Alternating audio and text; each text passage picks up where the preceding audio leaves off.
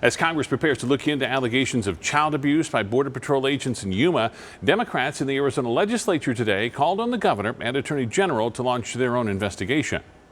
Conditions at the Yuma immigration holding facility were considered suspect a year ago. The mother was not given sufficient food to produce breast milk, which she had been breastfeeding her. She wasn't given sufficient food to produce breast milk, and so the baby had nothing to eat. Attorney Diane Post interviewed immigrant children and young mothers in Yuma as part of a federal court investigation into how immigration authorities were treating detainees. I want you, the government, to follow the law. There are certain requirements and guidelines about how this is supposed to work. New reports suggest things are worse. Allegations that Border Patrol agents committed child abuse and, in one case, sexual assault.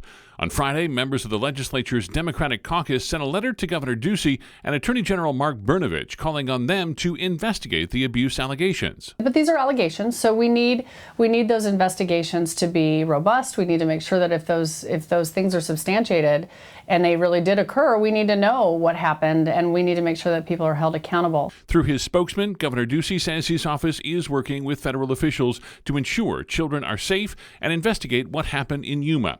Testifying before the House Oversight Committee Friday, Arizona Congressman Andy Biggs said Border Patrol agents are dealing with a crisis. They need help. Criminals. Or yesterday we heard they were child abusers. That doesn't help solve the problem.